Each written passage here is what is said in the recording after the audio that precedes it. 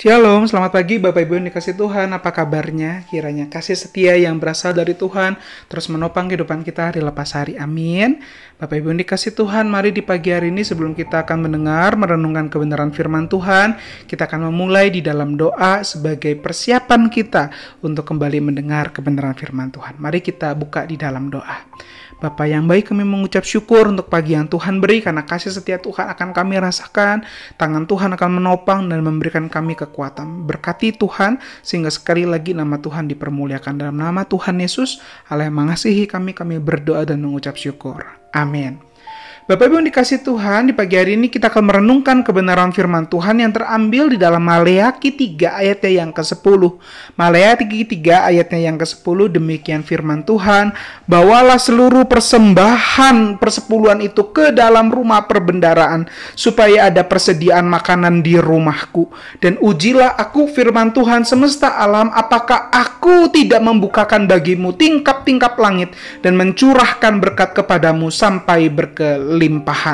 Sungguh menarik, bukan firman Tuhan yang barusan kita baca ataupun kita dengarkan. Bagaimana Tuhan menjanjikan akan membukakan tingkap-tingkap langit di mana berkat Tuhan akan dicurahkan, diberikan kepada bangsanya. Sepertinya lewat hujan, karena bangsa Israel adalah bangsa agraris, dan ditambah dengan ayat ke-11 hingga ayat ke-12 di mana Allah akan menghardik belalang pelahap, kesuburan tanah bagi anggur yang menghasilkan sukacita bagi bangsa itu. Gak heran Bapak Ibu yang dikasih Tuhan, ditutuplah ayat ke-12 di mana semua bangsa akan melihat bangsa Israel sebagai bangsa yang berbahagia karena kesejahteraan ada, sukacita ada di tengah-tengah mereka. Indah sekali bukan? Cukup beri persepuluhan, berkat Tuhan tercurahkan lebih dari apa yang mereka beri. Tapi tunggu dulu, pahami, apakah bangsa itu mengalami kesuksesan seperti yang Maleakhi katakan? Sebaliknya, sampai Tuhan Yesus datang, kesejahteraan tidak dirasakan, sukacita jauh dari jangkauan. Mereka masih harus hidup dalam ancaman bangsa-bangsa lain, bahkan menghamba kepada bangsa Roma yang berkuasa atas mereka. Jangan-jangan ayat ini PHP, investasi bodong. Mari perhatikan dengan sesama sekali lagi perkataan Maleakhi yang sebenarnya mengajak jemaat Tuhan untuk memiliki hati kepada Tuhan. Di tengah kondisi yang sulit, ekonomi yang belum bangkit, bukan berarti jemaat Tuhan tidak memberikan yang terbaik, apalagi menghentikan persembahan kepada Tuhan. Persepuluhan lewat korban yang terbaik yang dipersiapkan jadi bukti bahwa hidup umat bersama dengan Sang Sumber berkat, yaitu Allah sendiri, yang akan menyediakan, yang akan meneguhkan, yang akan memberkati orang-orang yang mengasihinya. Gak heran jika Tuhan sampai berkata, ujilah aku, yang menantang umat, menantang setiap orang yang mendengarkan kebenaran firman Tuhan ini untuk mencari, untuk mengingat, untuk melihat apakah Tuhan lalai dalam menjaga dan memelihara umatnya.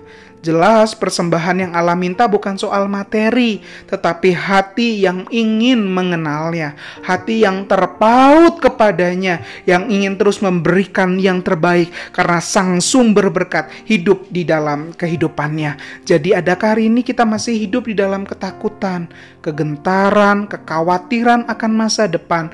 Mari sekali lagi ingat, ada Allah yang memelihara kehidupan anak-anaknya, dan lihat bagaimana Tuhan mencukupkan dan mendatangkan damai sejahtera bagi mereka yang percaya kepadanya. Dan carilah dahulu kerajaannya dan kebenarannya, maka semuanya akan ditambahkan kepada kita. Karena yang Ia minta bukan materi, tetapi hati yang lekat kepadanya. Mari kita berdoa.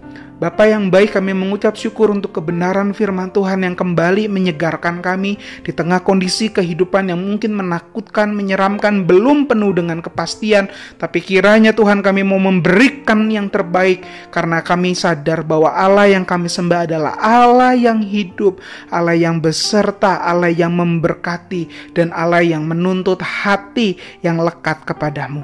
Tolong kami Tuhan satu hari ini, sehingga sekali lagi kehadiran, sehingga lagi pikiran dan perkataan hanya memuliakan nama Tuhan. Di dalam nama Tuhan Yesus, Allah yang mengasihi kami berdoa dan mengucap syukur.